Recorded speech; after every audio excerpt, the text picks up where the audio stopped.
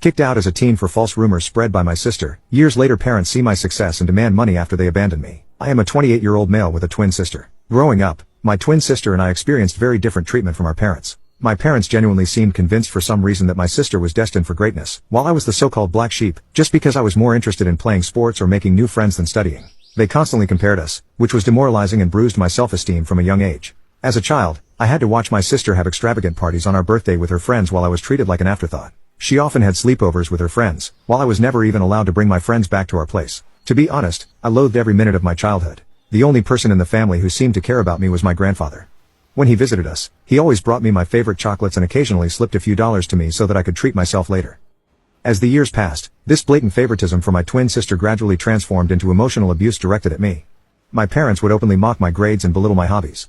It felt as though no matter how much I tried, I could never meet their expectations of being the perfect child.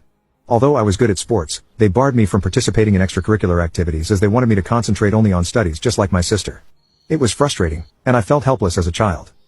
Later in my sophomore year, I got grounded yet again, and this time, the crime? Having Snapchat on my phone. I had done absolutely nothing wrong except like all teenagers at my age, I had downloaded this app to stay connected with my friends. However, according to my parents, this was a huge crime and a breach of their trust as they had forbidden me from communicating with my friends. They went batshit crazy on me and threw all my stuff around the room. They then took the doors off my hinges and told me that I would have no privacy as long as I lived under their roof. Watching my parents abuse me this way, my twin sister, instead of supporting me, made my life worse. The toxic environment created by our parents' unjust actions allowed her to exploit the situation to her advantage. She adopted a pattern of lying about me, falsely accusing me of things I never did so that she could get away with everything. If she stole something, she'd effortlessly shift the blame to me, and my parents, already inclined to believe the worst about me, readily accepted her lies. She would demean me in front of my friends at school and would make fun of my appearance. Despite this, I had a wide circle of friends at school because I was approachable and open to making connections. My twin, however, struggled socially, and she started to resent that I could talk to people while she felt awkward. This jealousy reached a boiling point during our 14th birthday party when no one showed up for her on her birthday.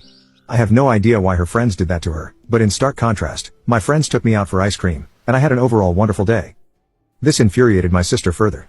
To take revenge, my sister began to spread false rumors at school about me where she would portray me as a spoiled brat. She would falsely tell everyone that I was allegedly physically abusing her at home since our parents loved her more. Unbeknownst to me, she took things to a disturbing level. To fabricate evidence, she would punch herself, purposefully inflicting injuries like a black eye or bruised shoulder. The next day, she would confidently walk into school, displaying the self-inflicted injuries as proof of my supposed violence and make up stories. Whenever our parents questioned her about the injuries, she would lie, saying that it was due to innocent activities like playing football with her friends. The lies and her alleged black eyes started to gain traction, and people began to believe her distorted version of events.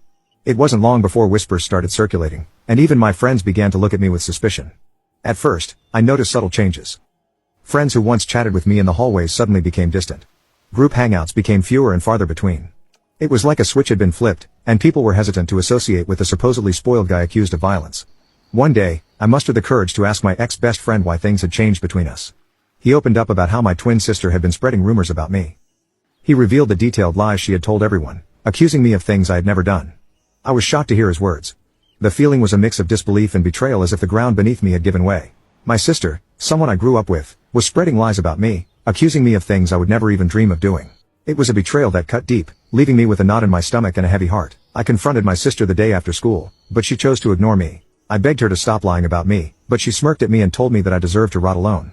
I was at a loss for words because her lies and behavior were starting to scare me. I wanted to talk to my parents, but I was afraid that they would believe my sister over me. The isolation stung, especially because I had always been open to making friends. It felt like my sister's jealousy-fueled lies were tearing down the connections I had built over the years. Now you can watch the second part by pressing share and more.